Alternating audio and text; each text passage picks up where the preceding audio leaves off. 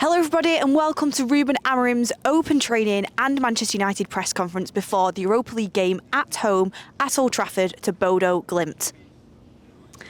Hello everybody and welcome back to open training, this time with new Manchester United manager, or head coach as they've called it. Ruben Amorim was out here early doors before any of the players with his coaching staff. And get ready, because Beth Attenborough is back. David Attenborough, absolute legend of the game. I'm just trying to do the best I can to do my part here on the United stand. Now, I've seen a few people in the comments of previous videos say, Beth, you know, the video's so zoomed in, how can't you tell who the players are? That is because we have a very, very good lens and a very good camera. Thank you to Goldbridge and the community for providing us with that to provide this content. Whereas my eyes, I mean, I wear glasses as they are, it's harder for me to see him a bit further away, but what I can see is Harry Maguire is back in first team training. Very, very exciting stuff. Lisandro Martinez is also out here, which is strange because we heard at the end of last week that Lisandro Martinez could be out for 3 to 4 weeks, but he has been spotted here in training with Ruben Amorim's team and the group. Other names and faces I can see to point out, Mainoo is here. Pretty sure Yoro is here. Am I right in saying that? I'm trying to see. I think Yoro is here. We'll update you otherwise. But you can see the vibes in training now. They look very happy. Ruben Amorim's got the group going. There's been a lot of talk about Ruben Amorim's age and how relatable he is for the squad. Oh yeah, here's Harry Maguire. He's getting a welcome back into training through the tunnel. Ruben Amorim, very vocal, seems very, very, very charismatic with his team as Harry Maguire is about to go through the tunnel on a welcome back to training. Oh, and Martinez as well, both of them. Wow. See, that's exciting to see. That's really... And Shaw and Cobby as well. I thought Shaw and Cobby had already been reintegrated back into training, but maybe it's another little welcome back for them. Tyrell Malacia there on the ball. Very good to see him back, moving freely, moving well with the football. I think Mason Mount is with him there. Mason Mount, could he be in line to start against Bodø Glimt? The players are getting closer. Diogo Dalot very close to us over here receiving the football.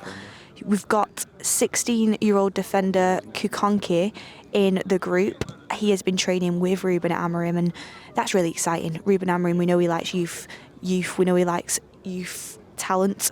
His time at Sporting Lisbon, at Braga, we've seen him bring youth through, and I think a lot of the Manchester United youth academy products will be really excited to get a chance potentially under this manager. And the 16-year-old centre-back, Godwill Kukonke, is a very, very, very good example early doors with Ruben Amorim that he is willing to give youth a chance. And if you are good enough, you are old enough, especially with this back three that Ruben Amorim is playing.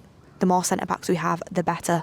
So, looking at everybody who's available now, I'm pretty sure the only players for Manchester United that aren't training are Victor Lindelof, and I don't think Yoro's here, is he?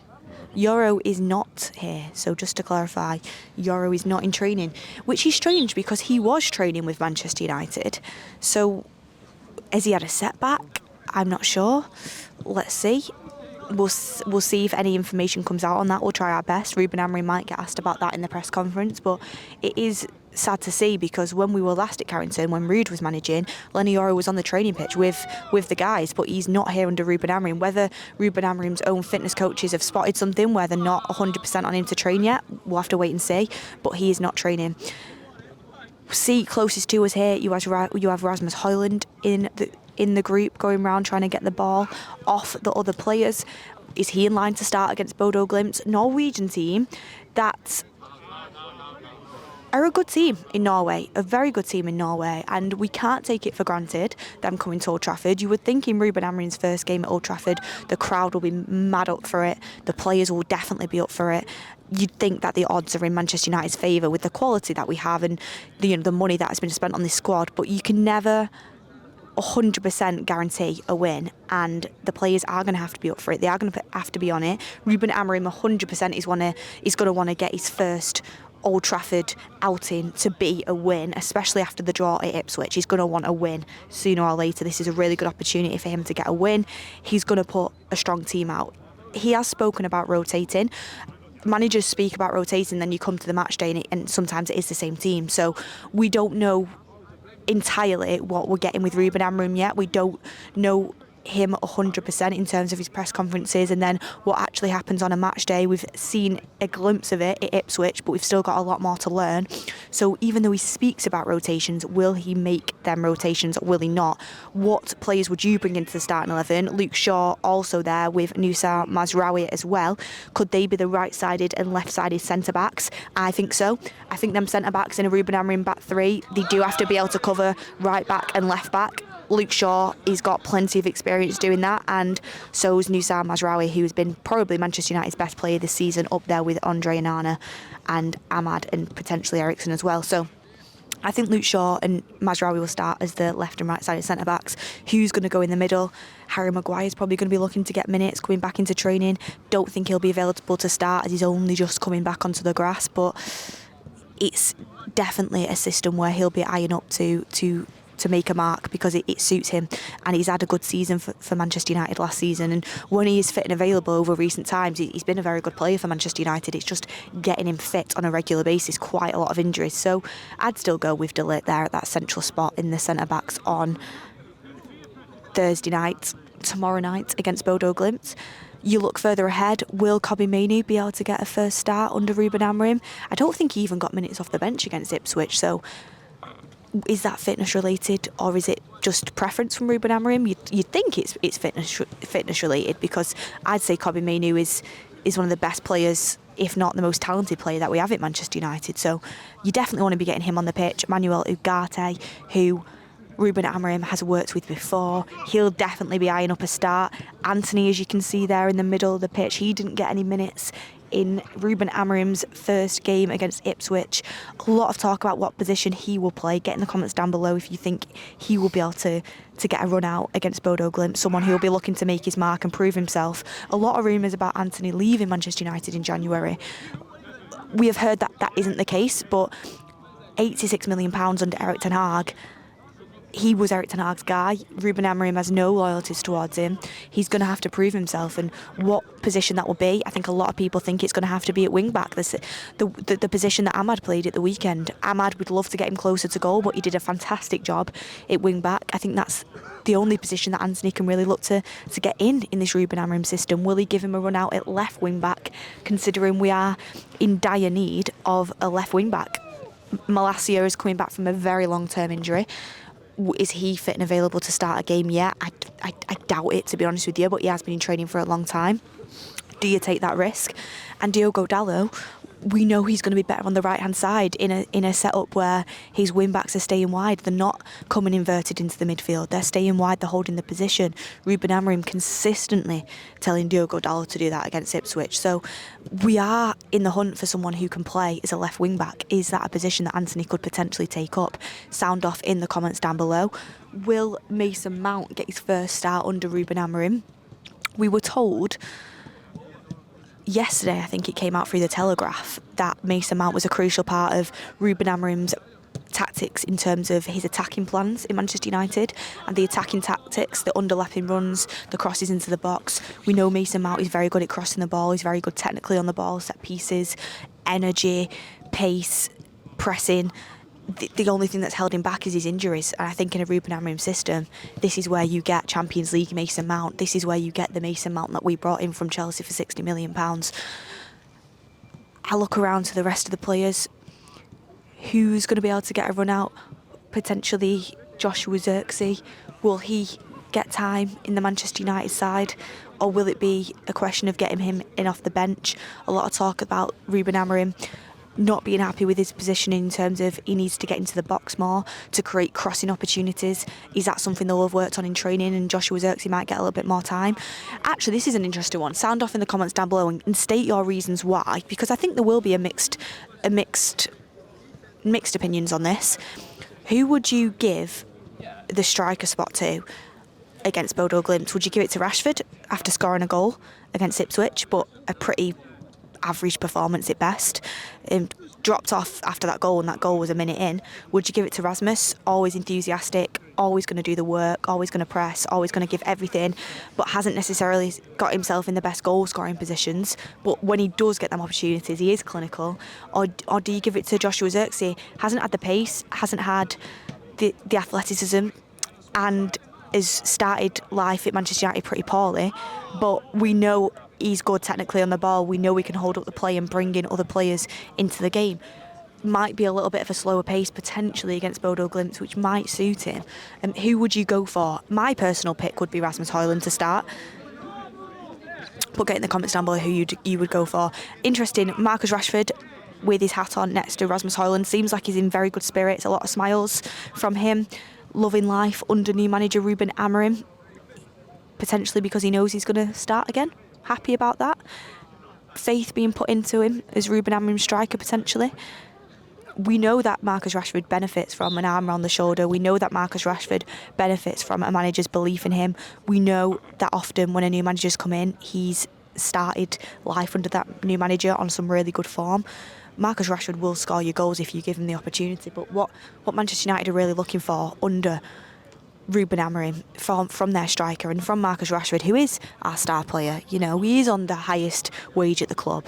What you are really looking for is 90-minute performances. Of course we want the goals, of course we want him to be performing, we want their moments, but we want positive performances over the course of 90 minutes, and that's what we want. We don't want a 5-minute spell where he does press, he does do the work and he looks dangerous, and then a 5-minute spell where he's not necessarily running to the positions to get the pass, not necessarily doing the work that is needed from a striker. The pressing work, we need it 100% of the time, 90 minutes. And I still stand by the fact, as much as Marcus Rashford's had a lot of mixed reviews this season and probably more negative reviews than positive reviews, if you feed him and you get him the ball, he will put it in the back of the net. So it's a big call for Ruben Amorim in terms of who he's going to start. Young defender that we spoke about at the start of training, Kukonke, could he get into the squad? He travelled down to Ipswich, but he didn't quite make the squad. Could he make the squad against Bodø Glimt? That'd be huge opportunity for a 16-year-old to be on the bench in a Manchester United Europa League game, European nights at Old Trafford. Here's a big one that we've not spoken about yet. You can see on the far training pitch, you have quite a few of the youngsters together. You have Ugarte, you have Alejandro Garnacho, you have Ahmad, you have Anthony, if you would class him as a youngster. He's still pretty young, I think.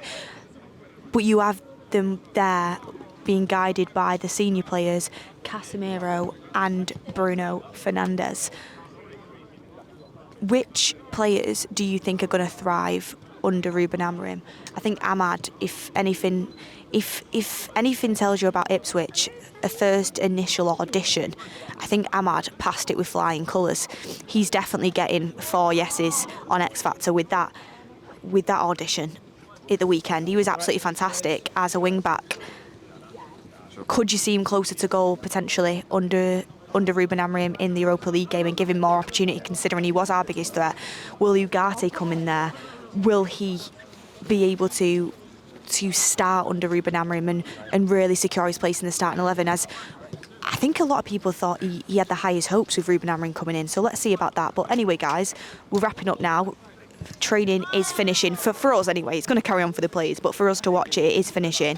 But get in the comments down below who you think has the best opportunity to thrive under Ruben Amorim, who you would bring into this 11. Should we rotate?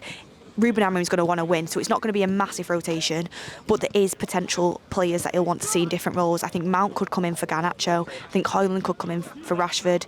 I think you could see potentially Anthony come in at left wing back, and I think you could see Luke Shaw start if he is fit enough. Anyway, guys, signing off here from Open Training. Stay tuned for the press conference. And yeah, did you like my little David Attenborough impression? Did you like Beth Attenborough this time? Get in the comments your thoughts, and we will see you on the next one.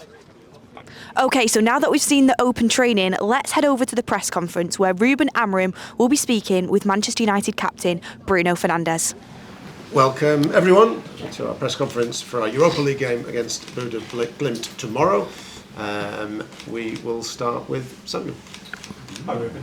Harry Maguire and Lissandro Martinez back in training. Are they available for the game tomorrow night? Not Harry. Licha is ready. He didn't stop too much time, so I felt that he is ready. It's a different situation with Harry. We need them both, but they are in a different situation. They are both training. Harry soon will be on the pitch also. And just quickly also on Lenny Yoro, when do you think he'll be available to make his debut? No, he's available to train, but we are working in his fitness. It's important. He's a young guy. This is a massive club. It's very important, the first image. So we'll try to put everything together because he's a great talent. We believe a lot in him, and we are trying to prepare the best way to start with Lenny. Thank you. Simon. Hi, Ruben. Just wondering how much you're looking forward to coaching at Old Trafford for the first time. Yeah, everybody said to me that it will be a special time.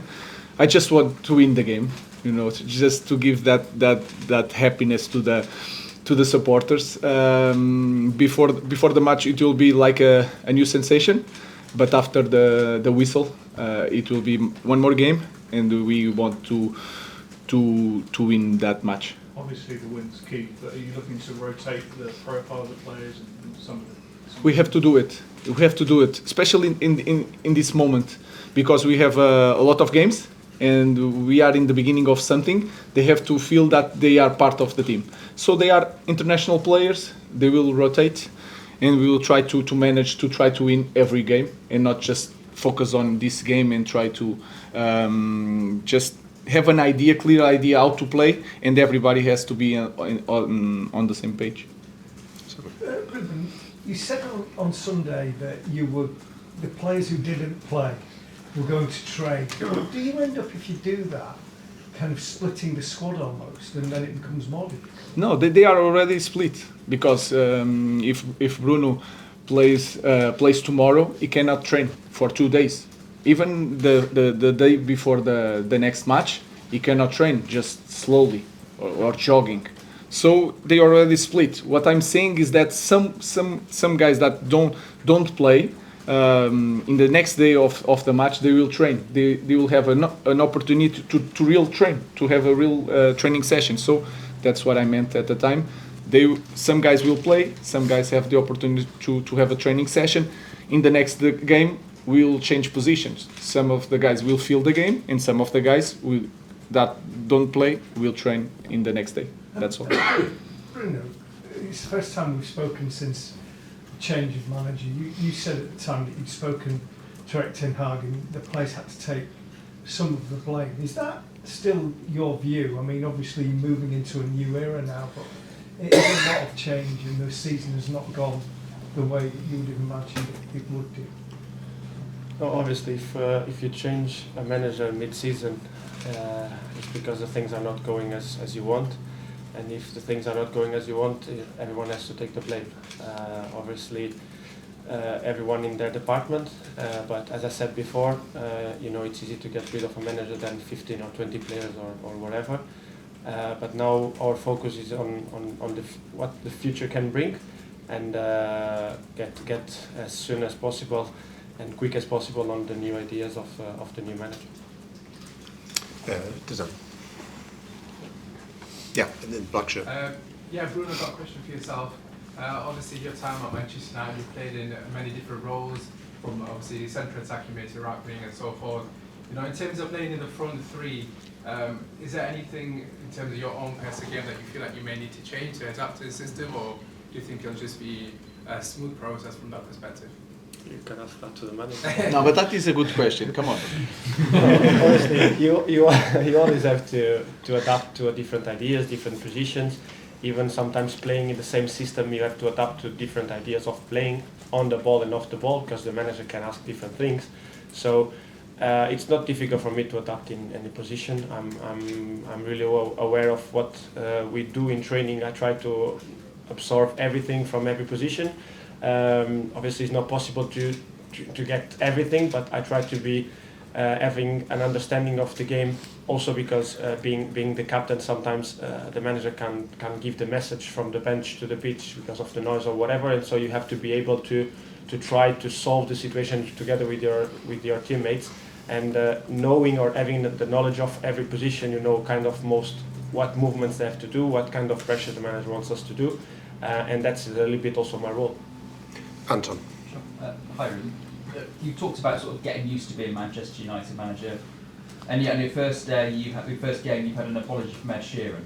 How does that sort of show how different and weird it is being Manchester United manager? Yeah, especially in Portugal. Here you are used to see that, but in Portugal is so different. I think you sometimes overcomplicate things. Was nothing. Was a simple question of say hello to one of the commentators. You call it commentators. So for me it was nothing. I just was thinking about the game. And I was with Joaquin. Joaquin is the real star in that final, so so for me it was really, really okay. It was nothing special. We'll take a Norwegian question. There. Yeah. Thank you. Hi, Ruben. You described Jose Mourinho as a mentor for you. He's obviously had his encounters with Bodø before. Have you spoken with him about it or taken any notes? No, just the results. And I'm expecting a very good team. They can win the league this week, I think. They run a lot, and that is a very good thing for us in the moment. We need to improve that. So we know that in this game we have to run a lot. They have some special players on the wingers. They can play on the pockets very well, and they have that aura of winning games. And this is also because they are winning all the time. So I'm expecting a very intense game, a very good game, and I hope to see different things, improve some things that we didn't do so well in the last game. So it will be a good game. And next to you. Hi, Ruben. Glimt has a very important match on Sunday, and the coach Carrington has said that they might rest some players tomorrow. Do you believe him, or do you think he's bluffing? I don't know. I'm not thinking about that. I'm just focused on improving our team, winning a game, the first game in Old Trafford. We need to feel that momentum. It's important when you are putting an idea. If you win, it's a big help. So I'm just focused on our team. I know the players and the way the team plays. They will not change because one player is going to be out. So I'm just focused on winning the game and see different things in our squad. Dave. Hi, Ruben. After the game on Sunday, you said to us that the team would suffer for a long period as they get used to you and your methods. From your experience of previous clubs, and particularly at Sporting, how long do you think it will take before the players are adapting sort of effectively with your system and your methods and getting the way you want them to play? It's hard to compare things. I think we are in the different level. You can say that this is a different league, so it's harder than in Portugal. But I also have more experienced players, and all these guys play for national teams. They just need to increase his confidence. And at the moment, I don't know how to answer that question. I don't know how long, but I will know that with a lot of games, without time to train, it will be tough for me, but it will be tougher for them because they are on the pitch and they will suffer a little bit. I will try to help, and we have to manage to win some games and try to increase that idea in the team. Jamie. Hi, Ruben. You said after the Ipswich game, but you gave the example of Johnny Evans. He was a little bit confused, didn't know whether to come and press. So, not specifically about Johnny Evans, but just generally, are you surprised that top players like Bruno and the rest of your squad are not able to work it out in a game situation? To take that example, to go and sort of press a player because that's the obvious thing to do. Does that surprise you? It's not a surprise. It's different things, and I have to be careful. I really understand that when I name some players, I'm just explaining the situation, and I have to use, to be clear to you guys, I have to use the names of the players. But I don't feel that Evans was not confused. Evans had to make a long run to catch Hutchinson. I was explaining that. And sometimes it's hard to help Matis, and then to jump on Hutchinson. I just explained why we had some problems, especially in the first half. So it's nothing about the players, it's about the idea, it's about me. But they are improving. and they did some things. Sorry, they did some things that I was happy about it, but we have to improve in different things. I just have one follow-up one. You say, and I understand that you've got an idea and this is how you will play. I completely understand that. So are you saying that there will never be a tweak to your formation? You might play a 4 at the back. You might.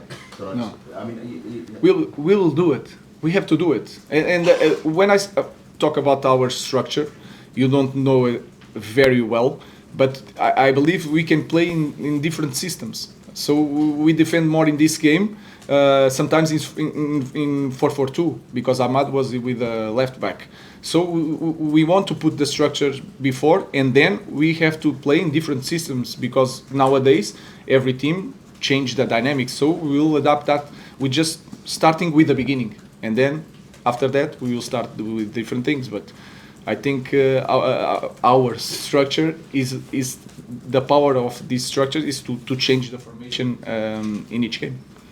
No, I think probably could be worse for the younger players, because for me, I know very well what the players of Sporting were doing. I know exactly what they were doing in their positions. So not because I was reading what the manager was doing there, but because I was watching their games. And obviously, at the stage of, as the manager said, we are international players. So every time we go to the national team, you probably play in a different system. And for example, when I go to national team, sometimes we also play with the back 3. And sometimes I play as a 10, sometimes I play a little bit deeper, sometimes I play a little bit wider. So already in the national team, I had that experience of the manager with a formation, like the manager said about we play with a 3 at the back, but then you rotate and then you end up playing different ways. You press them in one way, you defend in another way, you attack in a way, then you always have to move. And in the national team, we do that a lot. So I don't think the age should be a problem, either older or younger. It's about carrying the most you can from the dynamics and from the players you have around.